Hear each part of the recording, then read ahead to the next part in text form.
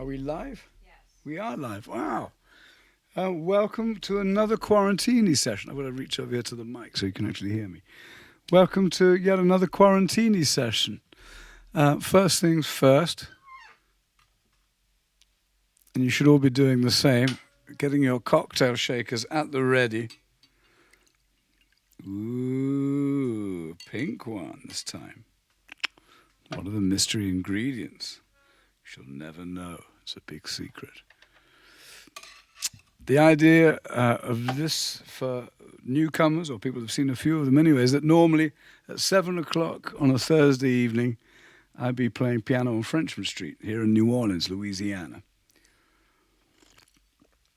But in the current climate, that's not possible. So the idea is that I still sit down at the piano at the appointed time and bring it Frenchman Street to you instead. And the idea of this one is we're doing early in the day so that it's Quarantini o'clock wherever you are in London or Kiev or Athens or Portugal, whether you're in Southern Ireland or in the Loire Valley or Andalusia, because we have people watching this from all over. So without any further ado, I think I'm just going to play a little bit of piano and get into the groove a little bit. And if anybody has any questions, then by all means, ring in. And I should point out that if on this thing, if you want to pick up on, well, I'll talk about that in a minute anyway. Hold on, let me get to the piano first of all.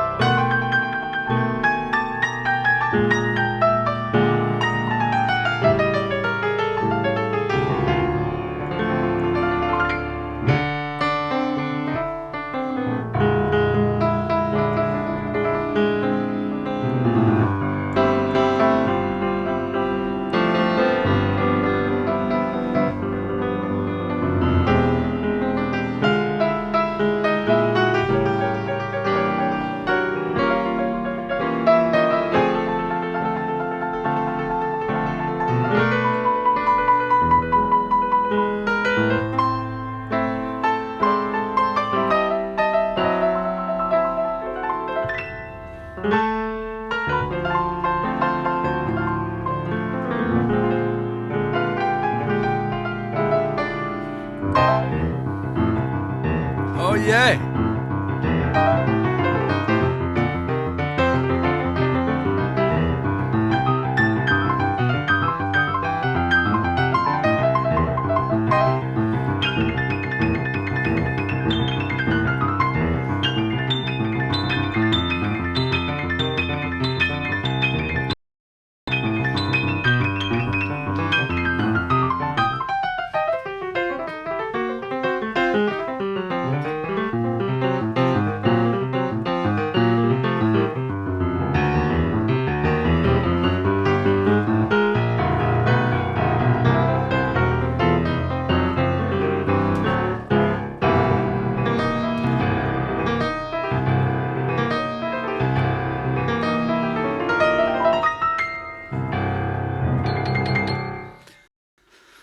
Quite sure what that was. It was a sort of a mishmash of a hodgepodge, a bit of "I'll Be Seeing You" and some little boogie woogie stuff. If you click on the link it'll take you to a page where, if you want, you can subscribe, and we'll send you some of the stuff I'm going to be doing here in the studio. And the first thing I've done for fun is made up some piano ringtones. So if you want to get on your telephone or the first one we're going to make available is When You Get Back. It's a little riff in When You Get Back that goes.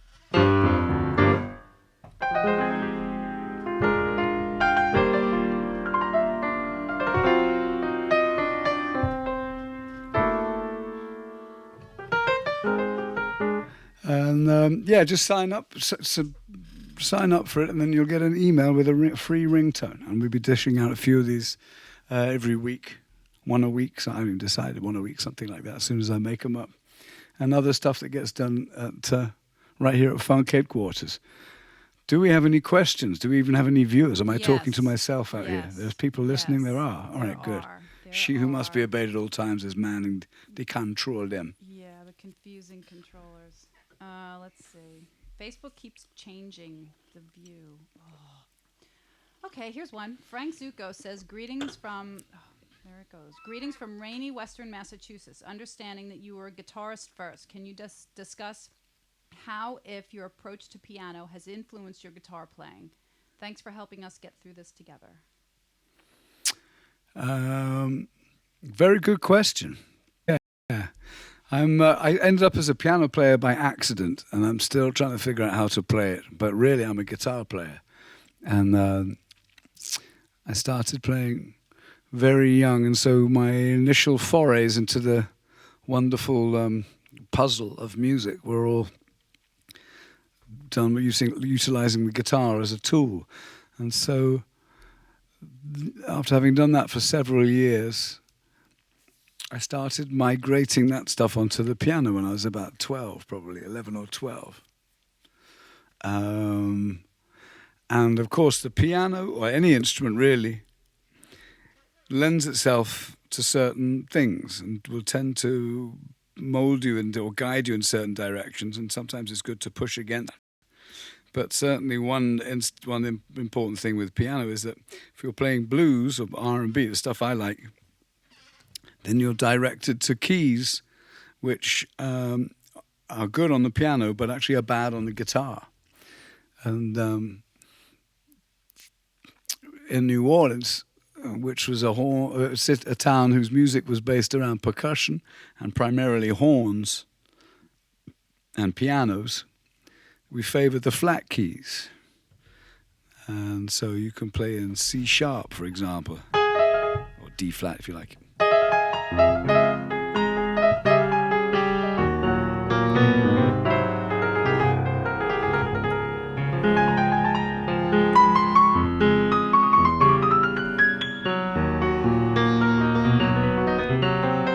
Or B flat.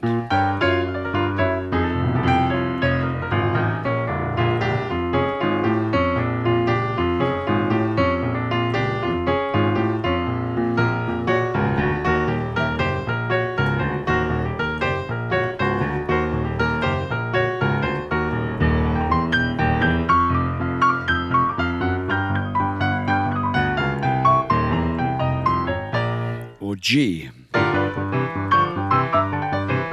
Or C.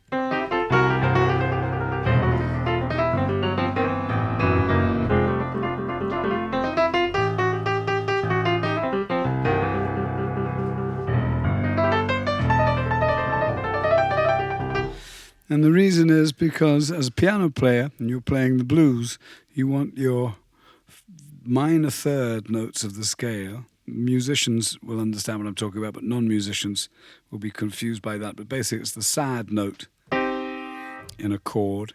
You want to be able to have that land on a black note, because when you do that, you can use one finger to slide off it and do this, and do what you can't do with you emulate what you can do with a human voice or horn or a stringed instrument, which is bend pitch. You can't do that with the piano, so you emulate it.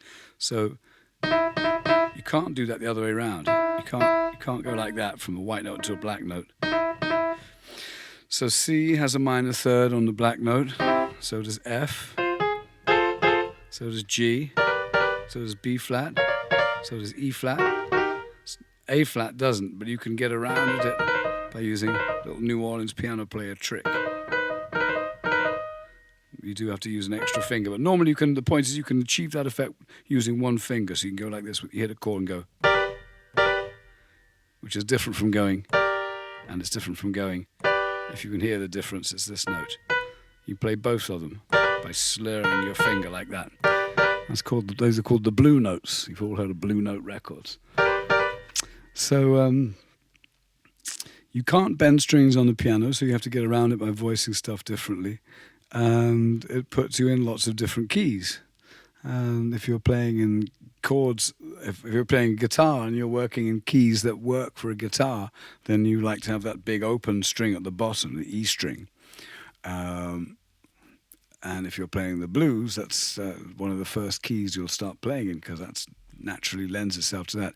E on the piano is a pretty horrible key because it requires lots of extra finger work, which uses up fingers that cannot be then utilized in other places, like you can in the flat keys. And as a consequence, the piano players, somebody actually asked a question about this last week. So the piano players that accompanied Chicago blues guitarists, most famous of all being Otis Spann, when they played the blues, they didn't have access to the tools that the New Orleans piano players had playing in their keys. So they had to get around it, and as a consequence, the sound is a lot more vinegar than honey. So in the Chicago blues, you get more like.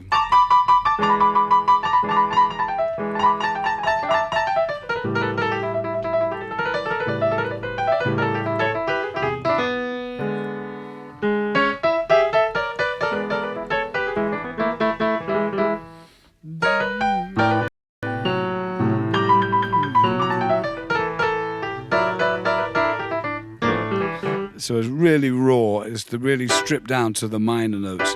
But the New Orleans stuff has a more of a major feel, or a blurred distinction between the minors and the majors, which allows it to be more ornate.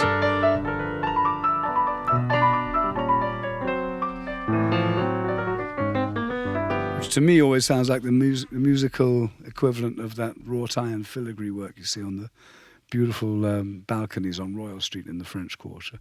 So two different instruments. It's good to play different instruments. In fact, I've brought one along today. It's a different one altogether. Let me bust this one out. Check this out. It's a stringed instrument. I don't know if you can see this. But this, if I can get it working. This was a gift from Taj Mahal. Taj used to live in Hawaii.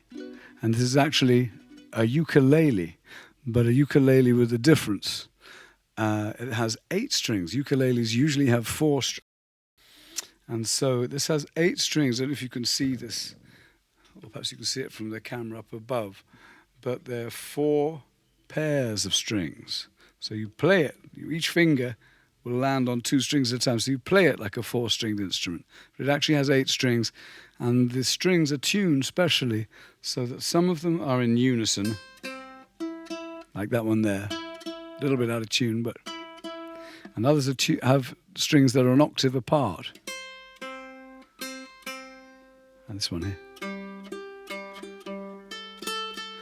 And what I love about this instrument, and it's very unusual, you never see 8-string ukuleles at all. I saw Taj's and was admiring it, and he ended up. Next time I saw him, he said, "Here you go," and gave it to me.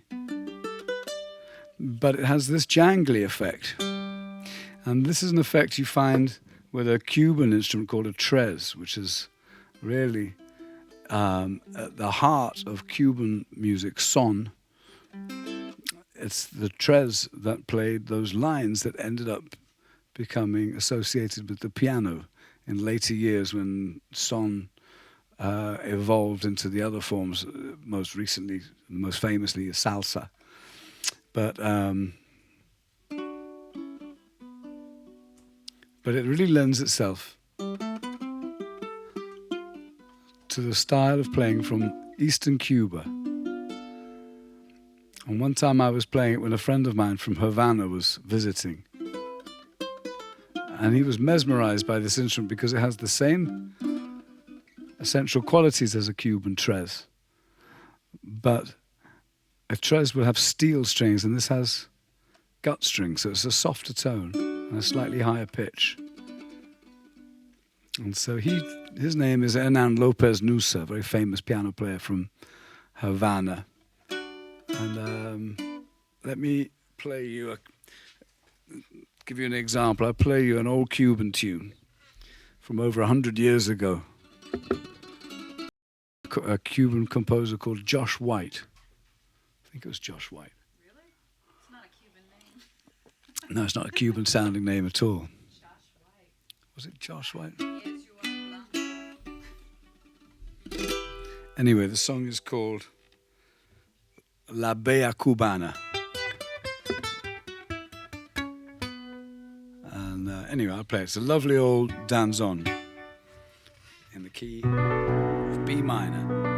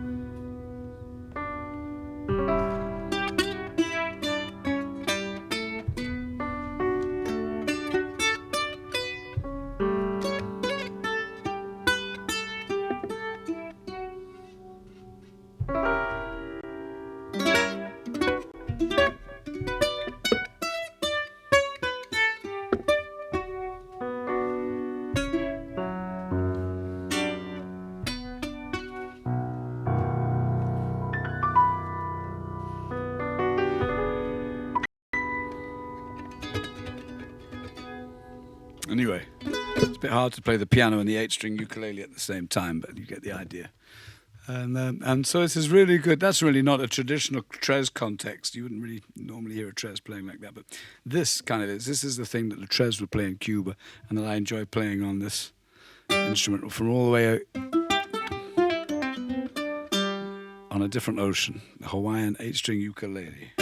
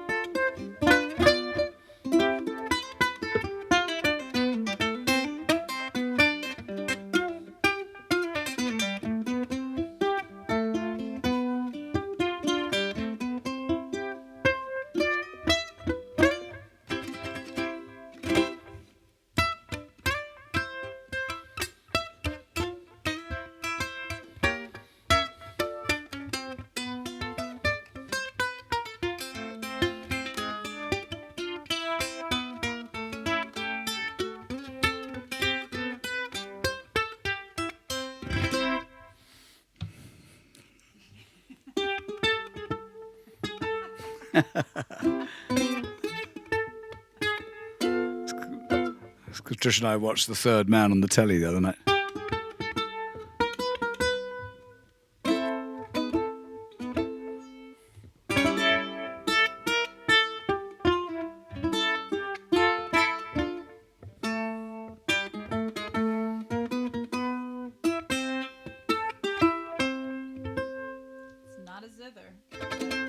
Not a They weren't zither. on TV.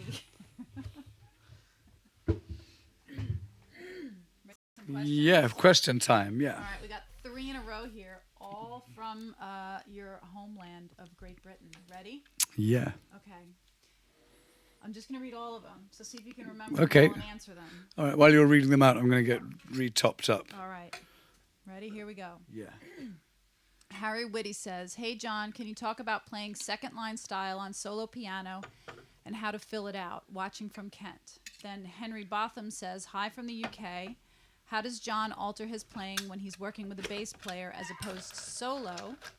And then James Hughes says, "Hello from Darlington, England. Which albums would you recommend to listen to if you wanted to introduce yourself to New Orleans piano?"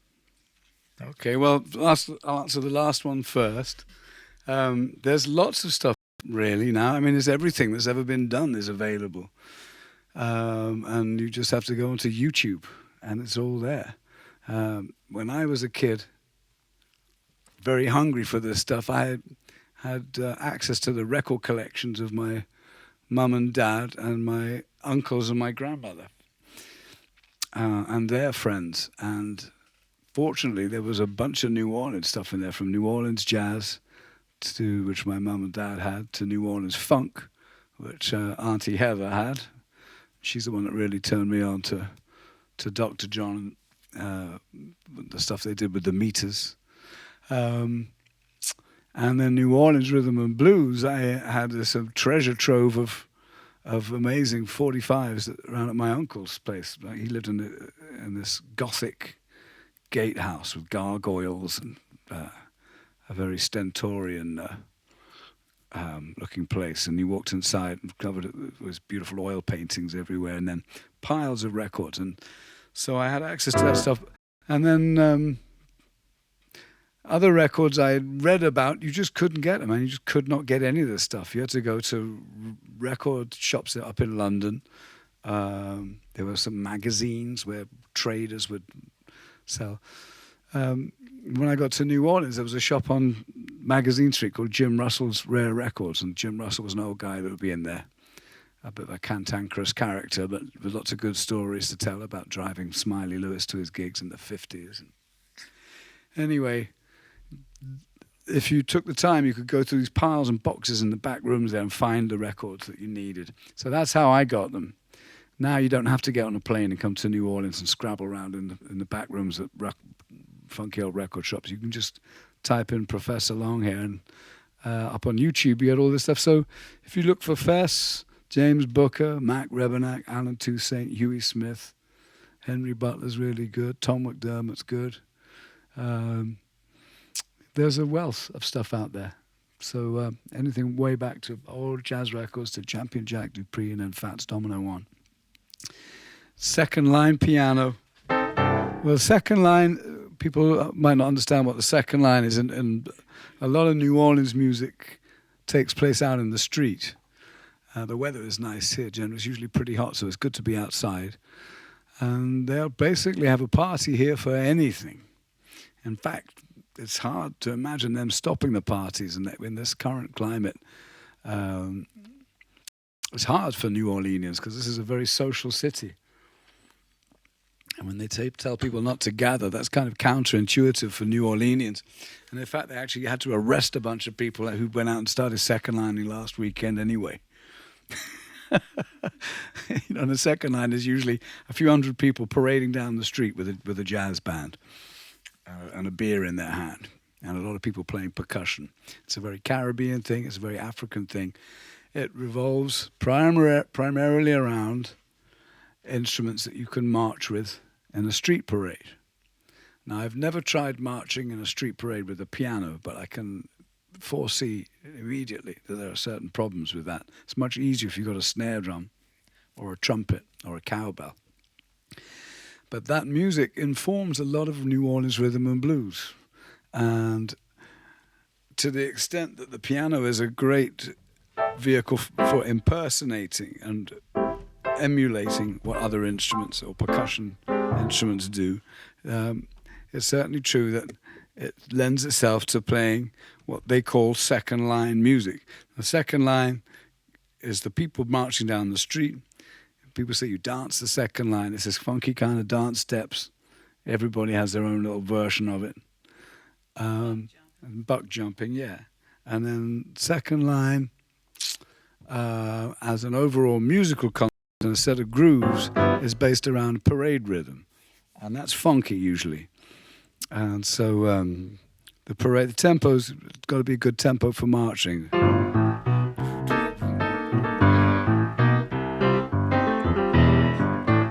And the left hand is usually played by a tuba.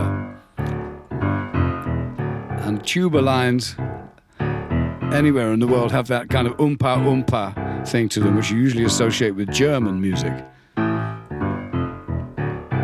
And it does have that. The tuba lends itself to very simple, effective bass lines. But what they do is they mess up. They play with the tempo, so you get...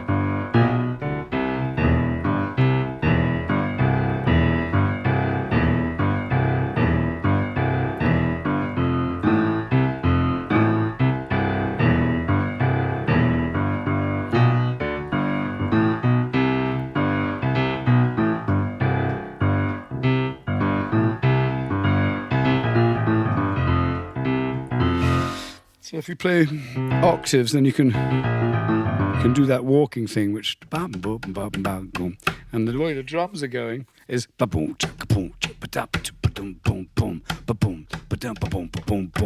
bass drum will have a lot of bass drummers will play with a beater, and then they have a little cymbal on top of the bass drum. And I've only ever seen this done in New Orleans. I don't know why or what the history of this is. But most bass drummers you see in New Orleans will have a coat hanger bent into a square shape, gaffered up, and they use that to play the cymbal on the top. Boom, boom, boom, boom, boom, boom, boom, boom, boom, boom, boom. And very often they will play the accents. Boom, boom, 1, 2, 3, 4, boom, boom, boom, back out, boom, boom, 4 or some people call it the big 4, and that's a really essential element of New Orleans funk, and it's also half of what Cubans call tumbao. So there's a link there, and then on the top end is a cascade of trumpets, trombones, whatever wind instrument someone brought to the party that day.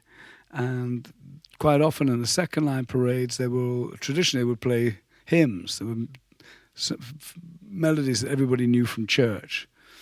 But now they play all kinds of different stuff, and a lot of the brass bands have their own little riffs.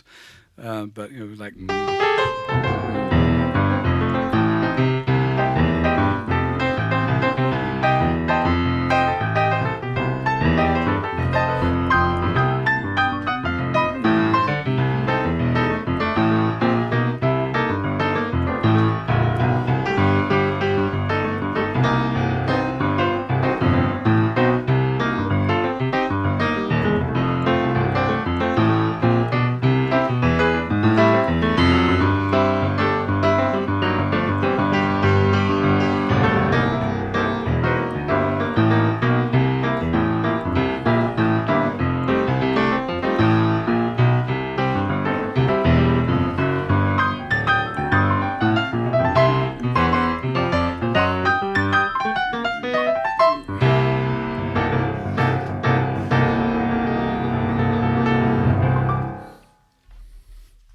I think that answers the question. Was there one other question in the middle of all that? Let's see. Second line style solo piano. You got that. Yeah. Oh, did you do the how do you alter your playing when you're working with a bass player as opposed to solo? Well, when you're playing by yourself, you have this enormous range. The piano's got a bigger range than any other instrument, and it's a percussion instrument too, which is a point I've keep coming back to with a lot of these questions. And so you can play percussion, and just as in that last example, I was emulating, to the best of my limited ability anyway, at least, sort of an impressionistic take on what the machine of a second line band does, its individual components when they're all working together.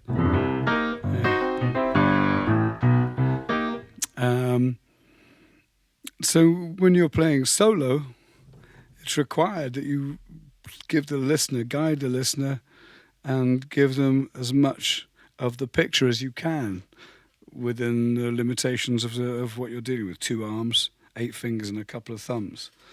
And so with the piano, that involves playing bass lines. So if you're playing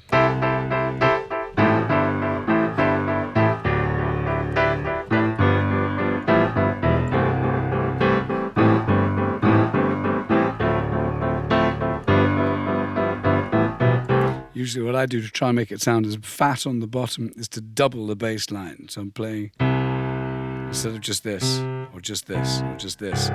I can make it stronger, and you can even fatten it up by putting a fifth in there too, which you don't really hear, but it makes it sound like a big block. The actual note tends to get buried and soaked up by the other two. And you can stretch out even more and play a tenth, but make it big. But that's because you're trying to make a big bass sound because you haven't got a bass and you're playing a solo gig. When you have got a bass, then the bass player can take care of that department, and then you can work up here. And now your left hand can play block chords, freeing your right hand up just to play solos and melodies.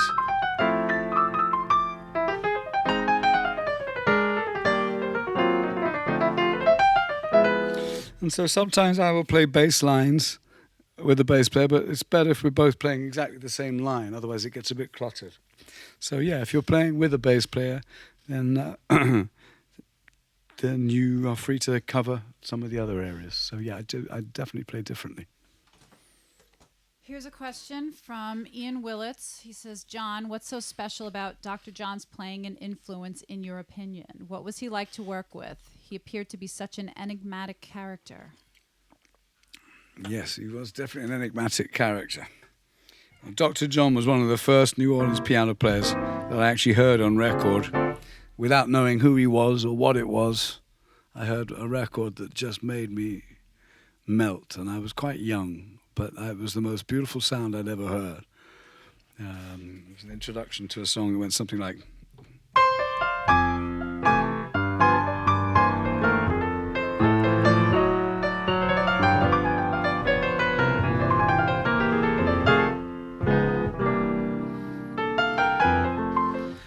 And I thought, if I could ever just do that, I wouldn't want anything in the world. That would be the most beautiful thing.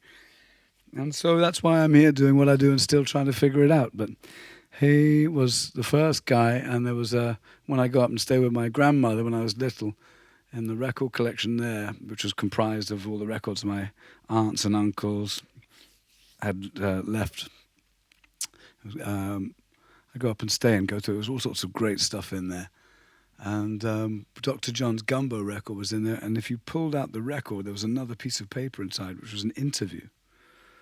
The original pressings came with this interview, one piece of paper with Ahmet Ertegun interviewing Dr. John, whose real name is Mac Rebennack, where he talked about each song and gave some background. And so that was where I heard about James Booker and guys like Izzy Koo Gordon and Professor Longhair.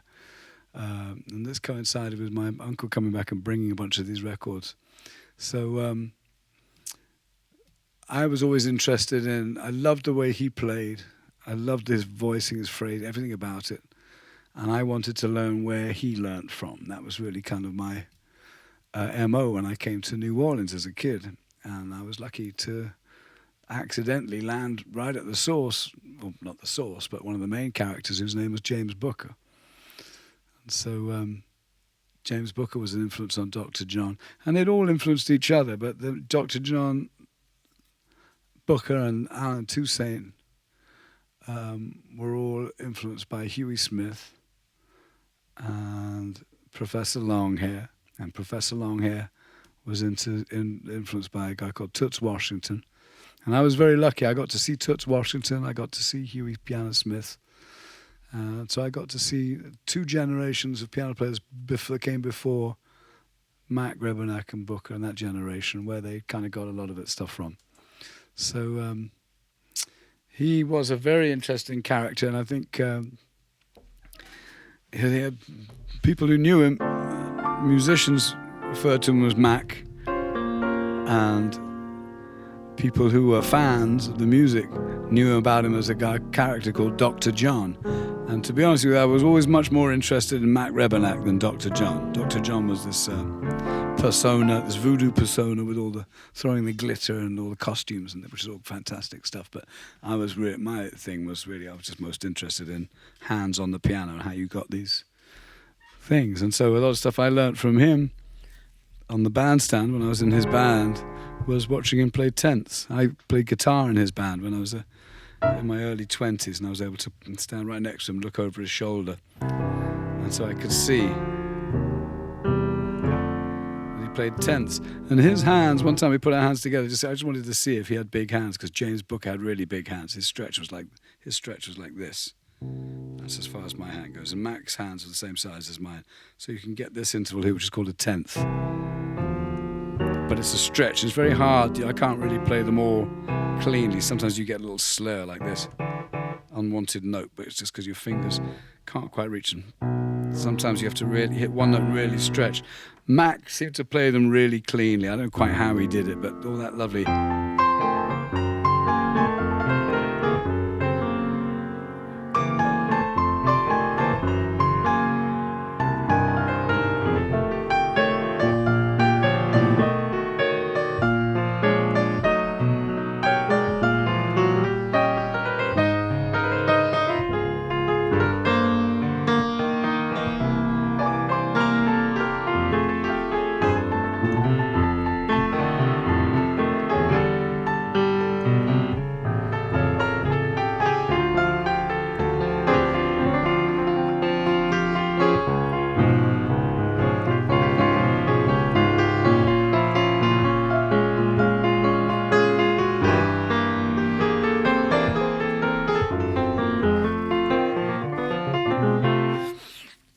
Anyway, yeah. What's that?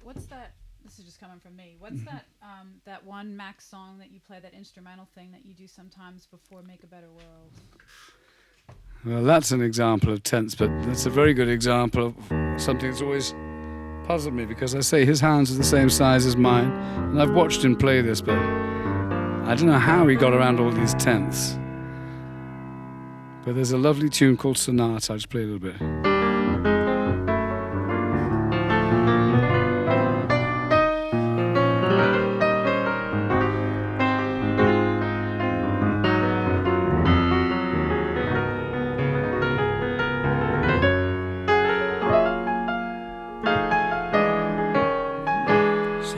I can't play it.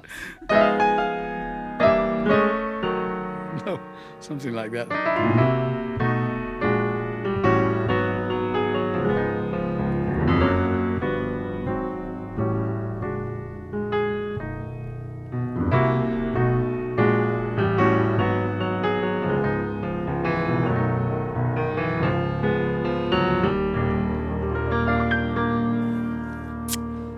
Yeah, lovely. Yeah, Mac is incredibly... I actually think Mac Rebennack was an underrated piano player, and everybody says he was great. I don't think people realise how great he was, really.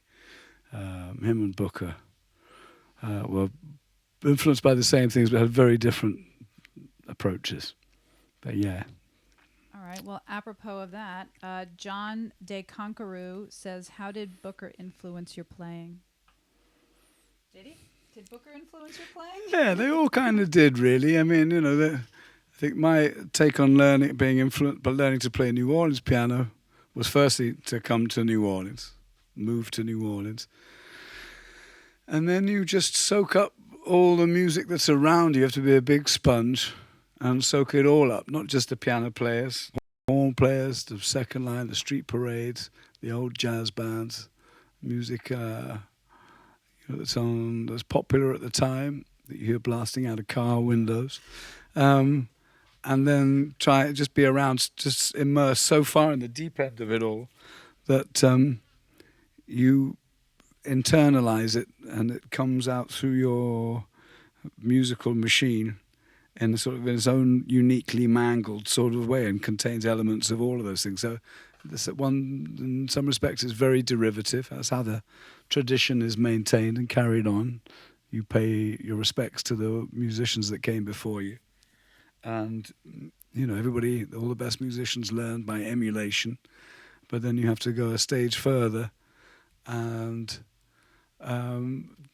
develop an internal musical vocabulary that you can access when you're improvising, that allows you to hopefully spontaneously compose and have something to say, So Booker was an influence.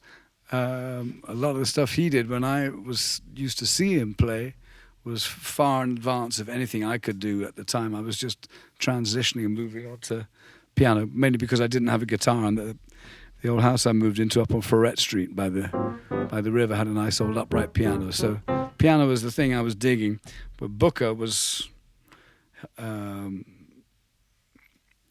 very interesting to me because he was a classically trained pianist, and most of the piano players I like, generally speaking, are self-taught. Well, they've had a few lessons, but they tend to do things wrong, and those are the things that I think are right or feel right to me. But Booker had both, and that's kind of really unusual because I taught myself how to play.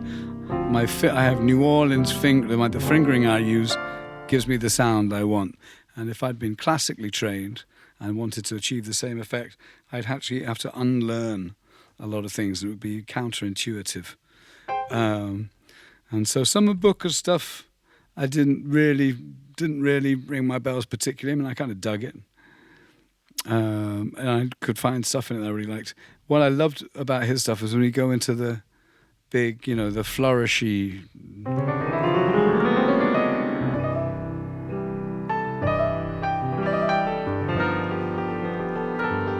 when he was playing the blues, but the blues with all the nice passing chords.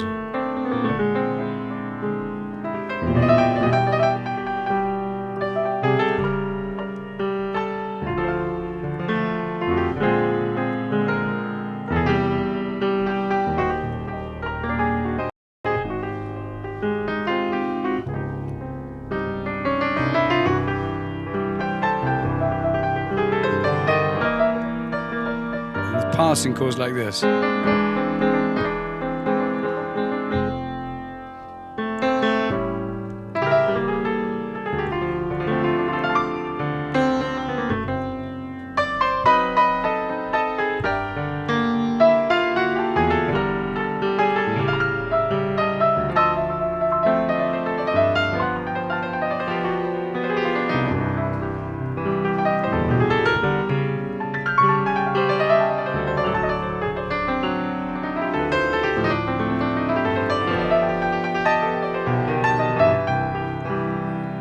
Passing chords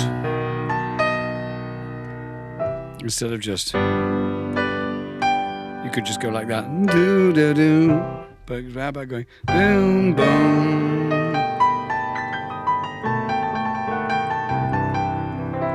It's nice with music where you can actually play two chords at once, two chords which individually would get the job done,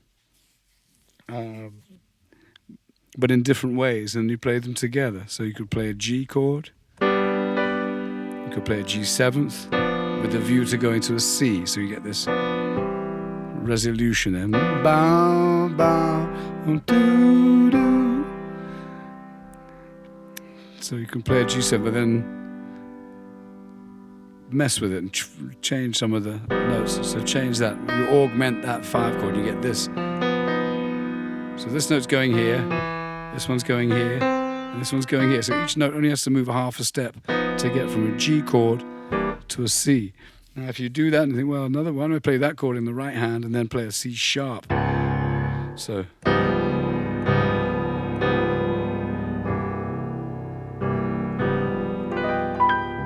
And in that instance, you're playing a C sharp on the bass, and you're basically playing a flat 5. Getting that thing, that dissonance, but just as a passing chord. And some things that are dissonant work really well when they're as a transitionary chord between one and the next. Anyway, I'm blabbering on about James. I could blabber on about James Book for hours, and But Dr. John, and here's Alan another one Toussaint. you can blabber on about. So Michael Juan Nunez says, "How much did the Johnny Guitar Piano album influence you?" Oh, well, a lot of the stuff he was doing, I wasn't like that was the first time I heard it. There's actually 2 Johnny Watson piano albums. There's one on the OK label and there's one on the Cadet label, which was reissued with different titles. But Johnny Guitar Watson started out as a piano player. And then he moved to guitar because he found that he could move around the stage and put on more of a show if he could run around the stage with a guitar cable. The piano, you were stuck in the back. So everyone thought of Johnny Guitar Watson, who wasn't really hugely famous. I love Johnny Guitar Watson. He's one of my favorite musicians. But most people heard about him in the 70s, which was really like the disco era. He didn't make disco records. He made funk records. But because of the times, he was included in that whole soul bag. And a lot of people, I think he only existed there. But he had a career that started when he was a teenager in the 50s and went right up to the 90s when he was doing kind of hip-hoppy funk stuff. Johnny Guitar Watson, but he could have been Johnny Piano Watson. But the record you're talking about is the one where he's playing all the standards. And it's gorgeous. You're like, when did you leave heaven?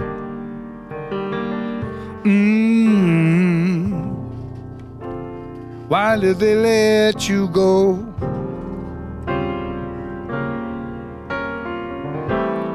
How's everything in heaven?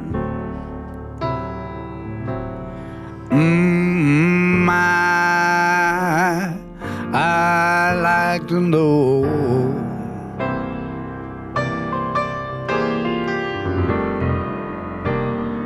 How's everything in heaven?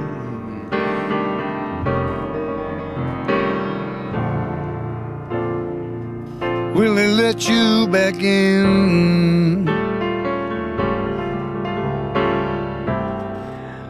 Where did you hide your halo? Where did you lose your wings? I'd like to know how they missed you. Yeah, can you get back in? And if I should kiss you, baby, well, now would it be a sin?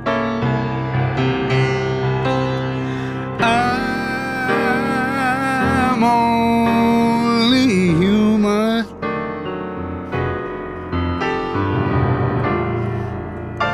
Yeah, but you are so divine. Tell me, when will you leave a heaven?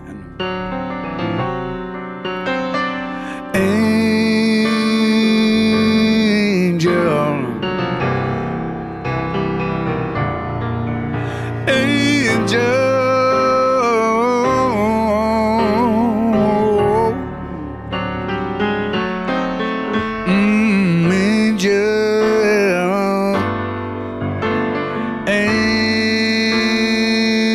angel mine.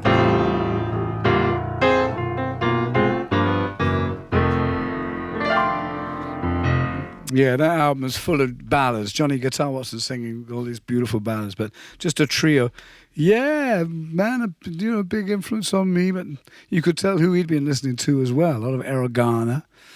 And I know he's a big Wes Montgomery fan. Ramsey Lewis, all the piano trio, the R&B, the bluesy R&B trios, going way back to like Charles Brown and Nat Cole. I love all that stuff, yeah. So I was influenced by that stuff in the same way as he was influenced by it.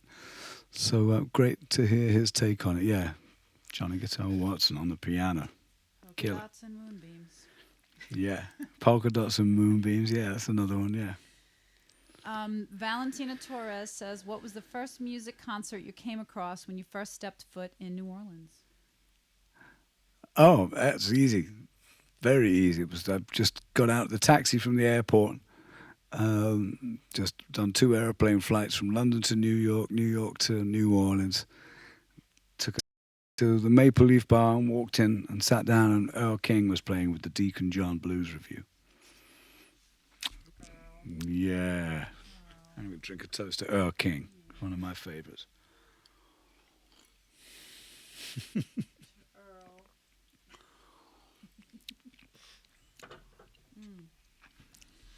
Some requests. Yeah.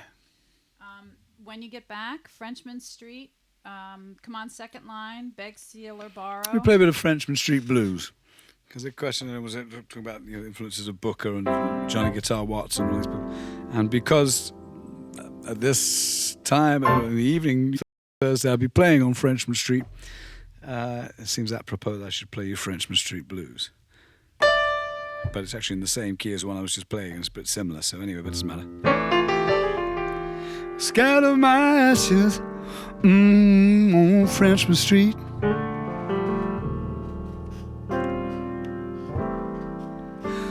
But don't be upset at the news.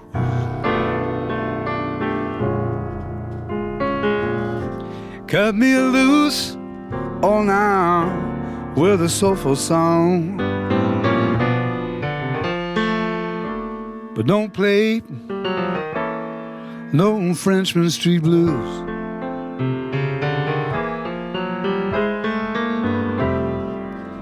Hits me alright on a river breeze.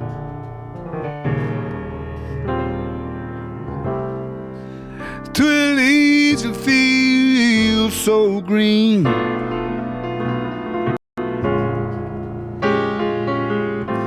And I'll join the spirits that look down and smile on the back streets of old New Orleans.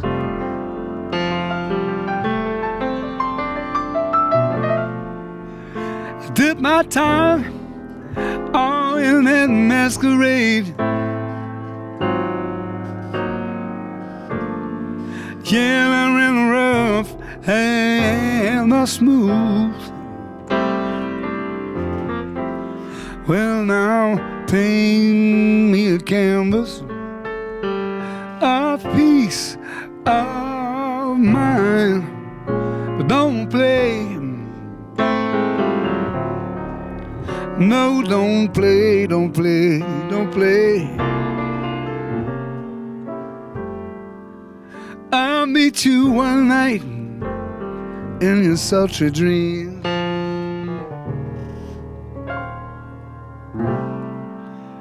Let's drink me a toast as you snooze.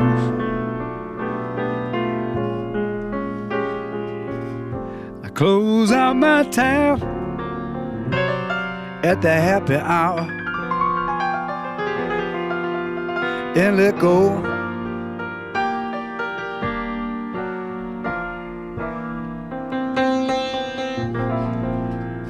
And let go.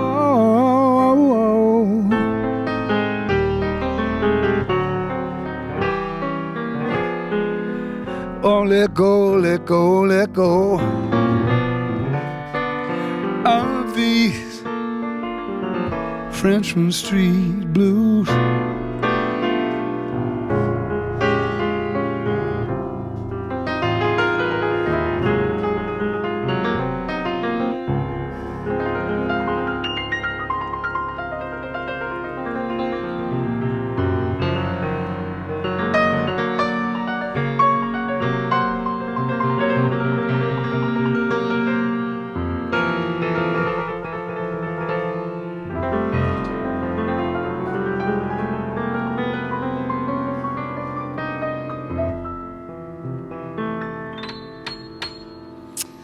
Bit of Frenchman Street Blues, which was written on this piano in this room and recorded on this piano in this room for my record.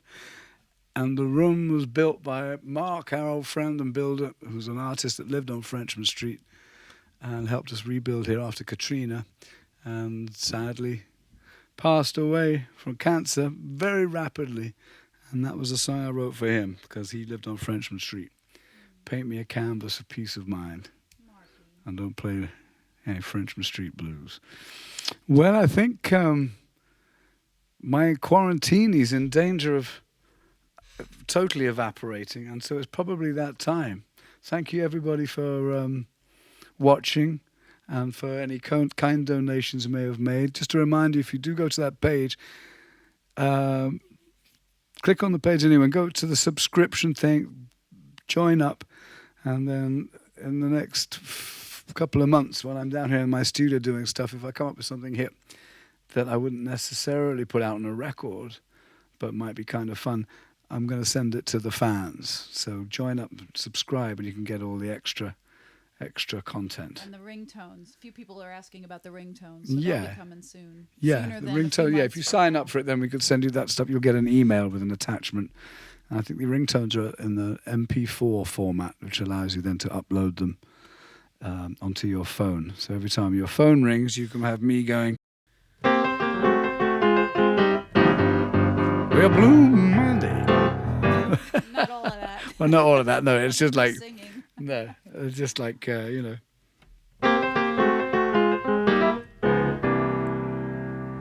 stuff like that. I'm telling that's your little ringtone. You just have to go to stream.johncleary.com. Stream.johncleary.com. It's on the thing, apparently.